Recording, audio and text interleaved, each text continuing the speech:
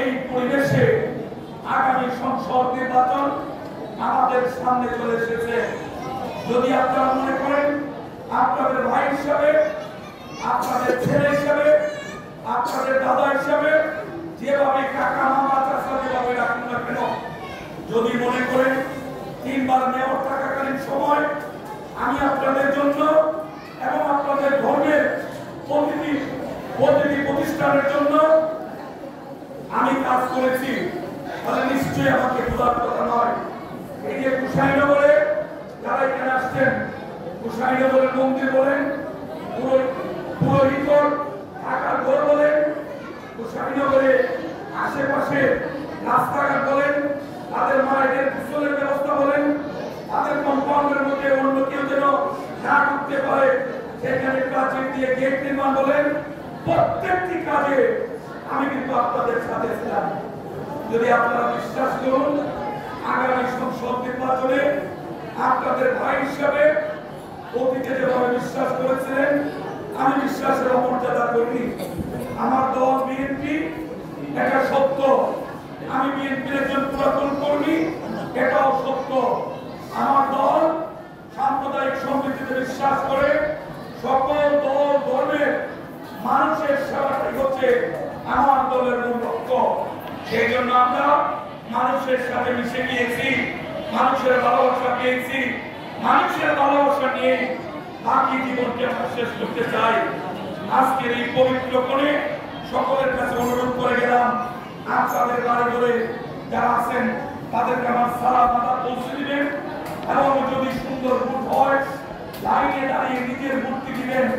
এই সময় আমার কথাটি আপনাদের যদি মনে থাকে তাহলে ভবিষ্যতে আপনাদের জন্য আমার কাজ করার ক্ষেত্র আরো মজবুত হবে, আরো শক্ত হবে।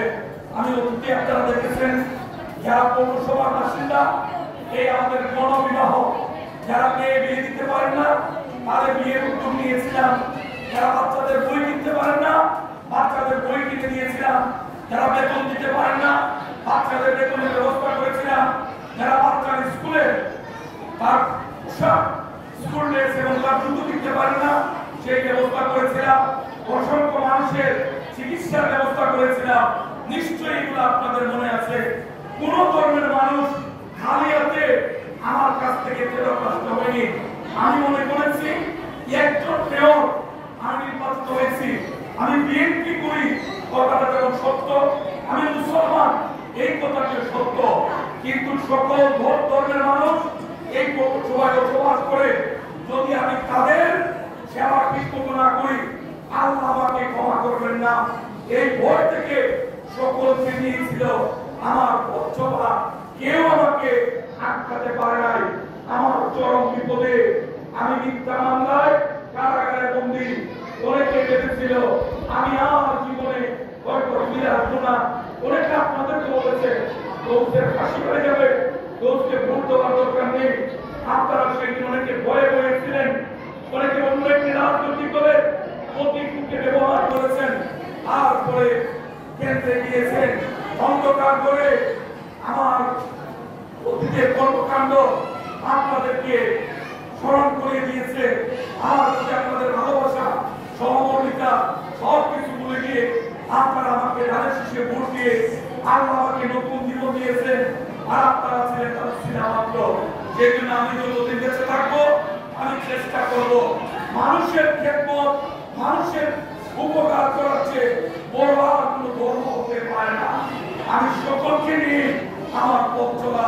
ভবিষ্যতে যদি আপনারা সবাই বিশ্বাস করে অতীতের মতো আমাকে সুযোগ দেন, আগামী বছরে গিয়ে গণমান সংঘ, এই যে আমার ছোট ভাই সভাপতি আর অন্যান্য নেতৃবৃন্দ আছে যারা হৃদয় থেকে আমাকে ভালোবাসে, আমাদের পূজা উদযাপন ফ্রন্ট জেলা নেতৃবৃন্দ, উপজেলা নেতৃবৃন্দ, পৌরসভার নেতৃবৃন্দ, আমাদের আরো যারা সনাতন দলের নেতৃবৃন্দ আছেন, সকলেই আমাকে ভালোবাসেন, বিশ্বাস করেন যে আমার দ্বারা আপনাদের ন্যূনতম ক্ষতি হওয়ার কোনো সম্ভাবনা নেই।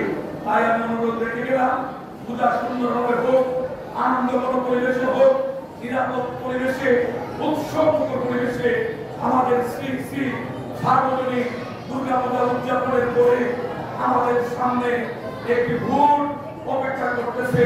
গত 15টা বছর মানুষ তার মনের প্রার্থীকে ইচ্ছা মতো ভোট দিতে পারেনি। এবার সেই সুযোগ আমাদের তরুণ ছাত্র যুবক, আমাদের বৃদ্ধ বনিতা, সারা বাংলাদেশের মানুষ রক্ত দিয়ে একটি পরিবেশ তৈরি করেছে। আমরা যেন সকলে সকাল সকাল নিজেরা তৈরি হয়ে ভোট সেন্টারে গিয়ে নিজের মূর্তি দিয়ে আমাদের এলাকায় মানুষের খেদমত যারা করবে আমরা যেন তাকে ভোটটা দিতে পারি, সেই আশাবাদ ব্যক্ত করে আমাদের দলের চেয়ারপারসন, সাবেক তিনবারের সফল প্রধানমন্ত্রী বেগম খালেদা সুস্থ, ওনার জন্য দোয়া চাচ্ছি, আশীর্বাদ চাচ্ছি। আপনারা শুভক্ষণে ওনার জন্য দোয়া করবেন। আল্লাহ যেন তাকে দয়া করে সুস্থ করে আমাদের মধ্যে ফিরিয়ে দেন। তিনি মায়েদের জন্য, মেয়েদের জন্য, সকল ধর্মের জন্য উনি অনেক কষ্ট করেছেন। ওনার অনেক উদ্যোগ আমরা দেশ উপকৃত হয়েছে। সেজন্য আল্লাহ যেন তাকে সুস্থ করে দেন। আমাদের প্রিয় নেতা তারেক রহমান সাহেব সুস্থ শরীরে সমস্ত বাধা অতিক্রম করে যেন আমাদের মধ্যে ফিরে আসতে পারেন। আপনারা তো আশীর্বাদ করবেন, সেই আশাবাদ ব্যক্ত করে এই হনুমান সংঘকে ধন্যবাদ জানাবো। তার একটি সুন্দর পরিবেশে এই কালিদারের মতো পবিত্র জায়গায় আমাকে কথা বলার সুযোগ করে দিয়েছেন, সেই জন্য আমি কৃতজ্ঞ অঙ্গীকার করে যাচ্ছি। অতীতে যেভাবে আপনাদেরকে ন্যূনতম হইলেও ভালোবাসা দিয়েছি, সহযোগিতা করেছি, যদি ভবিষ্যতে আল্লাহ আমাকে সেই তৌফিক দেন, সেই সুযোগ সৃষ্টি করে দেন, মানুষ এতটা ভালোবাসতে পারে, অল্প কাজে এত ভালোবাসা পাওয়া যায়, সেটা যদি আমি আগে বুঝতাম তাহলে আমি আরো বেশি কাজ করতাম।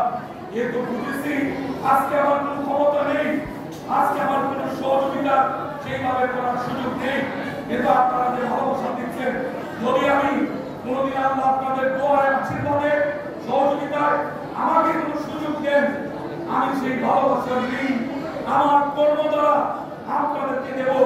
আপনাদের অন্তরে স্থায়ীভাবে আমি দোয়া আশীর্বাদের জন্য কাজ করব, সেই আশাবাদ ব্যক্ত করে সকলের উত্তরোত্তর সমৃদ্ধি সাফল্য দিতে কামনা করে আমি আমার কথা শেষ করছি।